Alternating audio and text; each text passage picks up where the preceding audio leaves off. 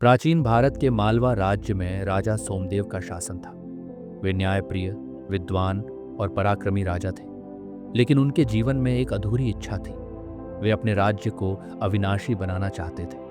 वे चाहते थे कि मालवा का वैभव सदैव बना रहे, कोई अकाल, युद्ध या आपदा उसे छू भी न सके। एक दिन राजगुरु ने उन्हें बताया कि हिमालय की एक गुफा में एक दिव्य योगिनी रहती है।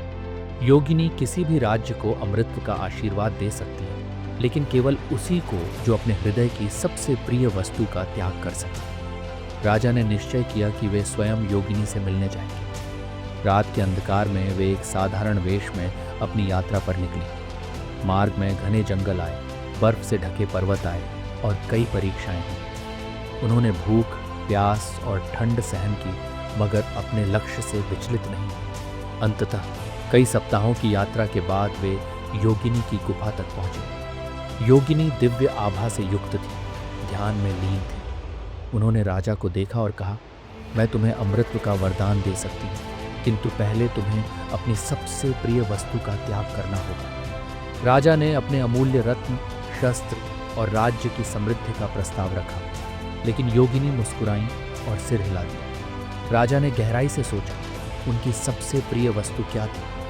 अचानक उन्हें उत्तर मिल गया। उनकी सबसे प्रिय वस्तु थी उनकी प्रजा का सुख।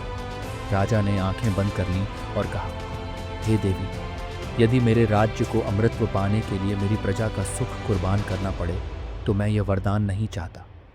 योगिनी कुछ क्षण शांत रही, फिर प्रसन्न होकर बोली, राजन, तुम्हारा हृदय पवित्र है। मैं तुम्हें अमृतत्व नहीं, बल्कि एक और वरदान देती हूँ। जब तक तुम न्याय और धर्म के पथ पर चलोगे, तुम्हारा राज्य कभी नष्ट नहीं होगा। राजा सोमदेव ने गहरे सम्मान से सिर झुका लिया। जब वे वापस लौटे तो उनका राज्य पहले से भी अधिक समृद्ध हो गया। न केवल उनकी प्रजा सुखी रही, बल्कि उनके राज्य का गौरव सदियों तक अमर रहा। राजा सोमदेव की कथा केवल एक वीरता की गाथा नहीं, बल्कि धर्म, न्याय और सच्चे नेतृत्व की अमर मिसाल है।